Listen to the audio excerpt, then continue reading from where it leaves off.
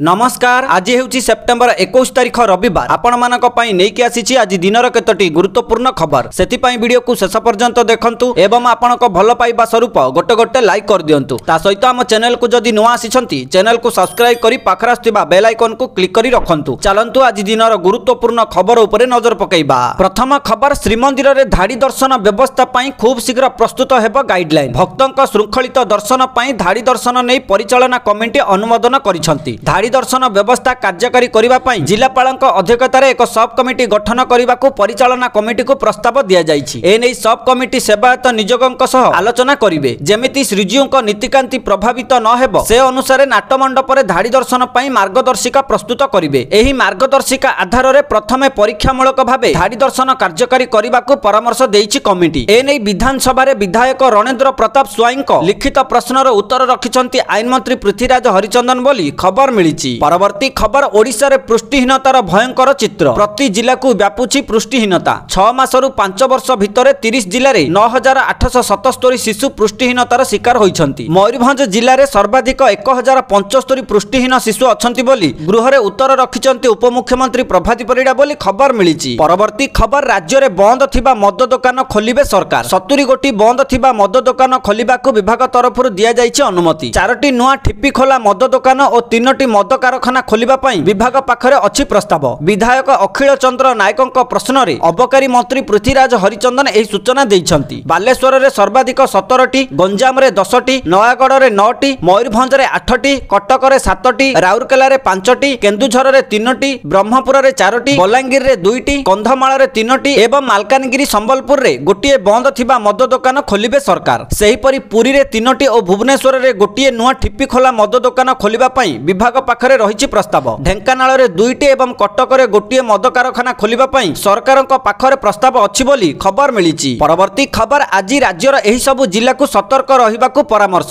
कारण 8 घंटा पर्यंत एही सब जिला को येलो वार्निंग जारी करी सतर्क रहिबाकू परामर्श दैछि आंचलिक पाणीपाग केन्द्र। वर्षा घड़घड़ी सह झड़ तोफानर पूर्वानुमान करी बलांगीर, गजपति, भद्रक, मयूरभंज, नवरंगपुर और नुआपड़ा जिलार गोटिए किंबा 2टी स्थान रे आगामी 8 घंटा मध्यरे वर्षा और घड़घड़ी सह झटका पवन 30 रु 40 किलोमीटर प्रति घंटा हेबार संभावना रही। ता सहित सुंदरगढ़, झारसुगुड़ा, बरगढ़, संबलपुर, देवगढ़, अनुगुल, ढेंकानाल, केन्दुझर, सोनपुर, बौद्ध, कलाहांडी, कंधमाल, गंजाम, रायगड़ा, कोरापुट, मालकानगिरी और बालेश्वर भली जिला गुड़िक येलो वार्निंग जारी करा जाइछि। एही सब जिला गुड़िकर गोटिए किंबा 2टी स्थान रे प्रबल वर्षा घड़घड़ी सह झटका पवन 30 रु 40 किलोमीटर प्रति घंटा हेबार संभावना रही बोली पाणीपाग विभाग पक्षरु सूचना मिलिछि। परवर्ती खबर, ट्विन सिटी भिड़ नियंत्रण पई राज्य सरकारक बड़ निष्पत्ति। त्रिशुलिया रे निर्माण हेबो द्वितीय ब्रिज प्रकल्प पई 297 कोटी टंका व्ययबराद होइतिबा बेले टेंडर प्रक्रिया जारी रहिछि। 36 मास मध्यरे निर्माण कार्य शेष करिबा पई लक्ष्य धार्य करा जाइछि। विधानसभा रे कांग्रेस विधायिका सोफिया फिरदोसଙ୍କ प्रश्न रे पूर्त मंत्री पृथ्वीराज हरिचंदन लिखित उत्तर रखिछंती। कटक, भुवनेश्वर रे दिनकु दिन ट्रैफिक समस्या बढ़ुथिबारु आउ एक ब्रिज पई दाबी होइथिला। तेबे त्रिशुलिया रे आउ एक ब्रिज हेले ट्विन सिटी रे ट्रैफिक समस्या को दूर करिबो बोली खबर मिलिछि। परवर्ती खबर, गंजेई हब पालटिछि ओडिशा। राज्य रे 2021-22 और 2024-25 भितर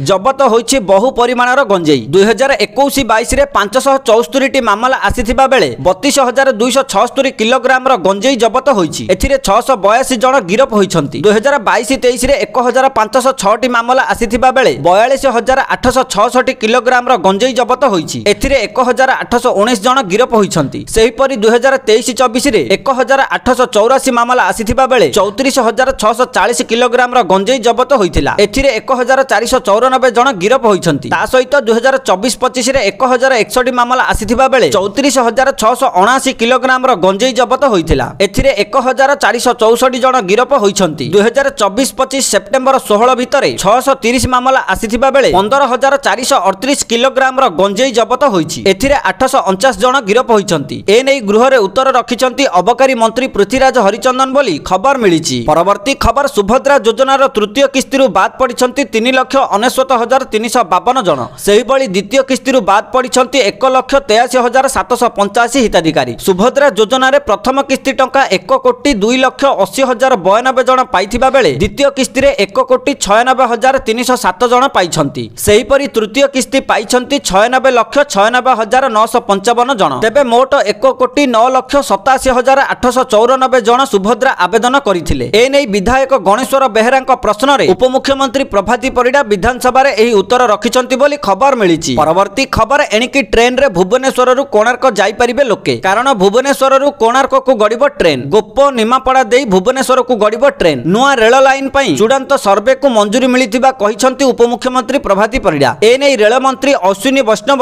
ପ୍ରଭାତୀ ପରିଡ଼ାଙ୍କୁ ଚିଠି ଲେଖିଥିବା ପ୍ରଭାତୀ ପରିଡ଼ା କହିଛନ୍ତି ବୋଲି ଖବର ମିଳିଛି। ପରବର୍ତ୍ତୀ ଖବର ପିଏମ୍ କିଷାନ ଯୋଜନାକୁ ନେଇ ଆସିଲା ଖୁସି ଖବର। ଏହି ଦିନ ମିଳିବ ପିଏମ୍ କିଷାନ ଯୋଜନାର 21ତମ କିସ୍ତିର 2000 ଟଙ୍କା। ଗୋଟିଏ ପଟେ ଅଗଷ୍ଟ 2 ତାରିଖରେ ପ୍ରଧାନମନ୍ତ୍ରୀ ନରେନ୍ଦ୍ର ମୋଦି ପିଏମ୍ କିଷାନ ଯୋଜନାର 20ତମ କିସ୍ତି ପ୍ରଦାନ କରିଥିଲେ। ଏବେ ଦେଶର ଚାଷୀମାନେ ପିଏମ୍ କିଷାନ ଯୋଜନାର 21ତମ କିସ୍ତିକୁ ଅପେକ୍ଷା କରି ରହିଛନ୍ତି। ଏହାରି ଭିତରେ କେନ୍ଦ୍ର କୃଷିମନ୍ତ୍ରୀ ବଡ଼ ସୂଚନା ଦେଇଛନ୍ତି। କେନ୍ଦ୍ର କୃଷିମନ୍ତ୍ରୀ କହିଛନ୍ତି ଖୁବ୍ ଶୀଘ୍ର ପ୍ରଧାନମନ୍ତ୍ରୀ ପିଏମ୍ କିଷାନ ଯୋଜନାର 21ତମ କିସ୍ତି ଟଙ୍କା ପ୍ରଦାନ କରିବେ। ଦୀପାବଳି ପୂର୍ବରୁ ଚାଷୀମାନଙ୍କୁ ପିଏମ୍ କିଷାନ ଯୋଜନାର 21ତମ କିସ୍ତି ଟଙ୍କା 2000 ପ୍ରଦାନ କରାଯିବ। ଅନ୍ୟପଟେ ଏବେ ଓଡ଼ିଶାର ଅନେକ ଚାଷୀ ଭାଇମାନେ ଇ-କେୱାଇସି କରିନାହାନ୍ତି। ଯଦି ଆପଣ ଏ ପର୍ଯ୍ୟନ୍ତ ଇ-କେୱାଇସି କରିନାହାନ୍ତି ତେବେ ତୁରନ୍ତ ଇ-କେୱାଇସି କରାଇ ନିଅନ୍ତୁ, ନଚେତ ଆପଣଙ୍କୁ ପିଏମ୍ କିଷାନ ଯୋଜନାର 21ତମ କିସ୍ତି ଟଙ୍କା ମିଳିବ ନାହିଁ ବୋଲି ଓଡ଼ିଶାର କୃଷିମନ୍ତ୍ରୀ କେଭି ସିଂହଦେଓ କହିଛନ୍ତି ବୋଲି ଖବର ମିଳିଛି। ପରବର୍ତ୍ତୀ ଖବର ପୁରୁଣା ଦୁର୍ଗାପୂଜା କମିଟି ଗୁଡ଼ିକୁ ଆର୍ଥିକ ସହାୟତା ଦେବେ ସରକାର। ପାର୍ବଣ ଋତୁ ପୂର୍ବରୁ ଦୁର୍ଗାପୂଜା ଆୟୋଜକମାନଙ୍କୁ ଉତ୍ସାହିତ କରିବାର ଏକ ପଦକ୍ଷେପ ସ୍ୱରୂପ ଓଡ଼ିଶା ସରକାର ରାଜ୍ୟ ସାରା ଦୁର୍ଗାପୂଜା କମିଟି ଗୁଡ଼ିକୁ ଆର୍ଥିକ ସହାୟତା ଦେବା ବିଷୟରେ ଚିନ୍ତା କରୁଛନ୍ତି। ଓଡ଼ିଆ ଭାଷା ସାହିତ୍ୟ ଏବଂ ସଂସ୍କୃତି ବିଭାଗ ବିଭିନ୍ନ ଜିଲ୍ଲାର ଜିଲ୍ଲାପାଳଙ୍କ ଠାରୁ ସେମାନଙ୍କ ଅଞ୍ଚଳର ପୂଜା ମଣ୍ଡପ ଗୁଡ଼ିକରେ କେତେ ବର୍ଷ ଧରି ପୂଜା ଅନୁଷ୍ଠିତ ହେଉଛି ଏବଂ ବରିଷ୍ଠତା ବିଷୟରେ ବିବରଣୀ ମାଗିଛି। ସରକାରୀ ସୂତ୍ର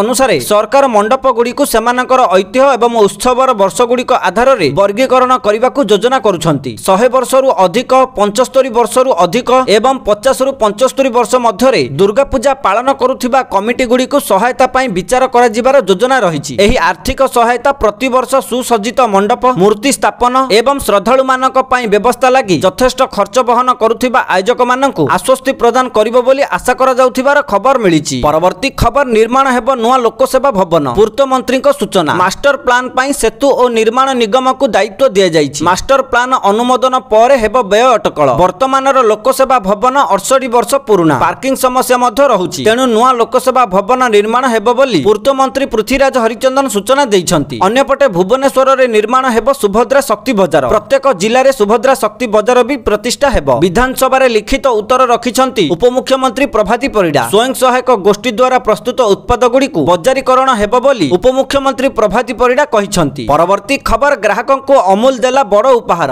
ମୂଲ୍ୟ ହ୍ରାସ ଘୋଷଣା କରିଛି ଅମୁଲ। କମ୍ପାନୀ ଏବେ ଘିଅ, ବଟର, ଆଇସ୍କ୍ରିମ୍, ପନିର ଏବଂ ଚକୋଲେଟ ସମେତ 700ରୁ ଅଧିକ ପ୍ୟାକେଜ ହୋଇଥିବା ଉତ୍ପାଦର ମୂଲ୍ୟ ହ୍ରାସ ଘୋଷଣା କରିଛି। ଗୁଜରାଟ ସମବାୟ କ୍ଷୀର ମାର୍କେଟିଂ ଫେଡେରେସନ କହିଛି ଯେ ଏହି ପରିବର୍ତ୍ତନ ସେପ୍ଟେମ୍ବର 22 ତାରିଖରୁ କାର୍ଯ୍ୟକାରୀ ହେବ। କମ୍ପାନୀ କହିଛି ଯେ ଜିଏସଟି ହାର ହ୍ରାସର ସମ୍ପୂର୍ଣ୍ଣ ଲାଭ ଗ୍ରାହକମାନଙ୍କୁ ଦିଆଯିବ ବୋଲି ଖବର ମିଳିଛି। ପରବର୍ତ୍ତୀ ଖବର ଉପର ପଡ଼ିଆରେ ବାଲିଯାତ୍ରା ଆୟୋଜନ ନ ହେବା ନିଷ୍ପତ୍ତି ପ୍ରସଙ୍ଗ ଉପରେ ଶନିବାର ପ୍ରତିକ୍ରିୟା ରଖିଛନ୍ତି କଟକ ବାରବାଟୀ ବିଧାୟିକା ସୋଫିଆ ଫିରଦୌସ। ଉପର ପଡ଼ିଆରେ ବାଲିଯାତ୍ରା ଆୟୋଜନ ହେବା ଆବଶ୍ୟକ ବୋଲି ସେ ଗଣମାଧ୍ୟମ ଆଗରେ ପ୍ରତିକ୍ରିୟା ରଖିଛନ୍ତି। କିଛି ନ ହେଲେ ଉପର ପଡ଼ିଆରେ ପ୍ରତୀକାତ୍ମକ ଭାବେ ବାଲିଯାତ୍ରା ହେବା ଆବଶ୍ୟକ ବୋଲି ଫିରଦୌସ କହିଛନ୍ତି। ବାଲିଯାତ୍ରା କଟକବାସୀଙ୍କ ଭାବାବେଗର ବିଷୟ। ଏହାକୁ ଦୃଷ୍ଟିରେ ରଖି ଜିଲ୍ଲା ପ୍ରଶାସନ ସହ ଆଲୋଚନା କରିବେ ବୋଲି ବିଧାୟିକା ସୋଫିଆ ଫିରଦୌସ କହିଛନ୍ତି ବୋଲି ଖବର ମିଳିଛି। ପରବର୍ତ୍ତୀ ଖବର ମା ସମଲେଇଙ୍କ ମନ୍ଦିରରେ ଏଣିକି ବ୍ୟବହାର ହେବ ଓମଫେଡ୍ ଘିଅ। ଓମଫେଡ୍ ଘିଅ ବ୍ୟବହାର ନେଇ ମନ୍ଦିର ଟ୍ରଷ୍ଟ ବୋର୍ଡ ପକ୍ଷରୁ ନିଷ୍ପତ୍ତି ନିଆଯାଇଛି। ଗର୍ଭଗୃହରେ ଅଖଣ୍ଡ ଦୀପ ଓ ମହାଆଳତି ପାଇଁ ଏହି ଘିଅ ବ୍ୟବହାର କରାଯିବ। ମନ୍ଦିରର ପବିତ୍ରତା ଓ ସେବାୟତଙ୍କ ସ୍ୱାସ୍ଥ୍ୟକୁ ଦୃଷ୍ଟିରେ ରଖି ଏପରି ନିଷ୍ପତ୍ତି ନିଆଯାଇଥିବା ମନ୍ଦିର ଟ୍ରଷ୍ଟ ବୋର୍ଡ କହିଛି ବୋଲି ଖବର ମିଳିଛି। ପରବର୍ତ୍ତୀ ଖବର ଅନୁସୂଚିତ ଜାତି ଓ ଜନଜାତି ବର୍ଗଙ୍କ ପାଇଁ ଖୋଲିବ ସ୍ୱତନ୍ତ୍ର ଥାନା। ସେହି ବର୍ଗର ଥିବା ମାମଲା ସମୟସୀମା ମଧ୍ୟରେ ଏବଂ ଦକ୍ଷ ତଦନ୍ତ ସୁନିଶ୍ଚିତ କରିବା ପାଇଁ ରାଜ୍ୟ ସରକାର ସାରା ରାଜ୍ୟରେ ଏପରି ମାମଲା ଗୁଡ଼ିକର ମୁକାବିଲା କରିବା ପାଇଁ ସ୍ୱତନ୍ତ୍ର ପୋଲିସ ଷ୍ଟେସନ ସ୍ଥାପନ କରିବାକୁ ଯୋଜନା କରୁଛନ୍ତି। ଏଡିଜି ମାନବାଧିକାର ସୁରକ୍ଷା ସେଲ୍ ଗତ ମାସରେ ଅନୁସୂଚିତ ଜାତି ଓ ଜନଜାତି ଆଇନ ଅନୁଯାୟୀ ପଞ୍ଜୀକୃତ ମାମଲା ଗୁଡ଼ିକର ତଦନ୍ତ ପାଇଁ 23ଟି ନୂତନ ଅନୁସୂଚିତ ଜାତି ଓ ଜନଜାତି ପୋଲିସ ଷ୍ଟେସନ ପ୍ରତିଷ୍ଠା ପାଇଁ ସରକାରଙ୍କୁ ଏକ ପ୍ରସ୍ତାବ ପଠାଇଥିଲେ। ନିଷ୍ପତ୍ତିକୁ କାର୍ଯ୍ୟକାରୀ କରିବାକୁ ଗୃହ ବିଭାଗ ଡିଜିପିଙ୍କୁ ଏହି ସମ୍ପର୍କରେ ଅଧିକ ପଦକ୍ଷେପ ନେବା ପାଇଁ ମତାମତ ମାଗିଛି ବୋଲି ଖବର ମିଳିଛି। ପରବର୍ତ୍ତୀ ଖବର ଭାରତୀୟ ରେଳବାଇ ଟ୍ରେନ୍ ଯାତ୍ରୀଙ୍କ ପାଇଁ ଏକ ବଡ଼ ଖୁସି ଖବର ଆଣିଛି। ପ୍ଲାଟଫର୍ମ ଏବଂ ଟ୍ରେନରେ ଉପଲବ୍ଧ ରେଳ ପାଣି ବୋତଲ ଗୁଡ଼ିକ ଏବେ ଶସ୍ତା ହୋଇଛି। ପୂର୍ବରୁ ଯାତ୍ରୀମାନଙ୍କୁ 1 ଲିଟର ବୋତଲ ପାଇଁ 15 ଟଙ୍କା ଦେବାକୁ ପଡୁଥିଲା, କିନ୍ତୁ ଏବେ ସେମାନେ କେବଳ 14 ଟଙ୍କାରେ ସମାନ ବୋତଲ ପାଇପାରିବେ। ସେହିପରି ଅଧା ଲିଟର ବୋତଲ ଏବେ 9 ଟଙ୍କାରେ ଉପଲବ୍ଧ ହେବ,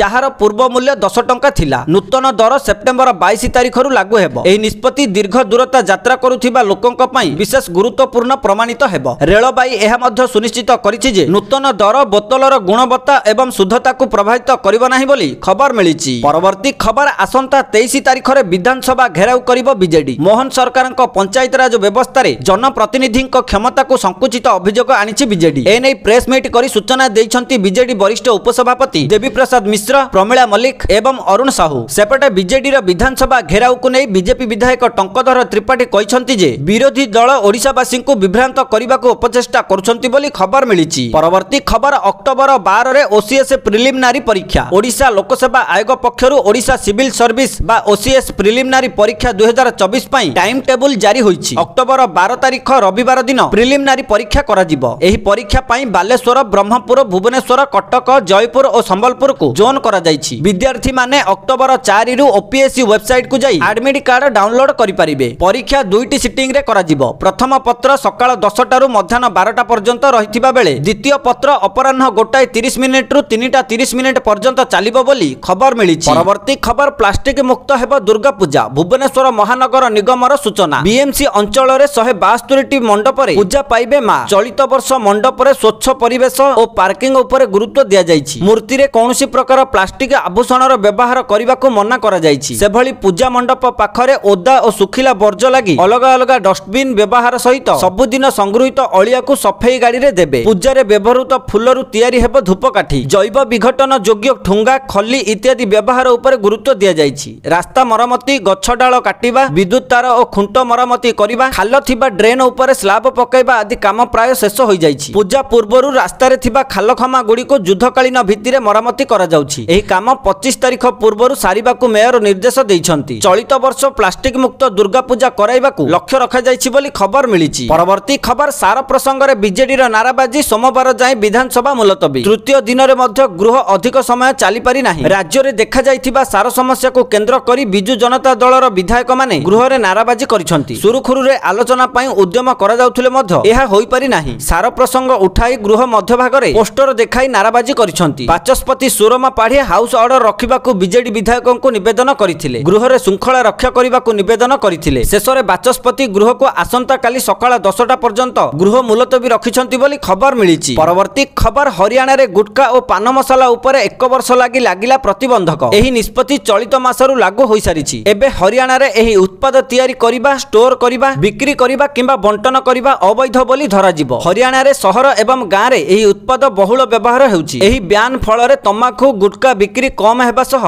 आगामी पीढ़ी को स्वास्थ्य सुरक्षा पई एक गुरुत्वपूर्ण पदक्षेप हेबो। एही गुटखा और तंबाकू व्यवहार आगामी पीढ़ी ऊपर पड़िथाए। सेथि पई एही नियम को कड़ाकड़ी लागू करिबाकू प्रमुख जिला अधिकारी, पुलिस अधीक्षक, जिला खाद्य सुरक्षा अधिकारी, मुख्य चिकित्सा अधिकारी को निर्देश दिया जाइछि। सबु जिला गुडी करे ए संपर्कित सचेतना अभियान मध्य आरंभ करिवे राज्य सरकार बोली खबर मिलिछि।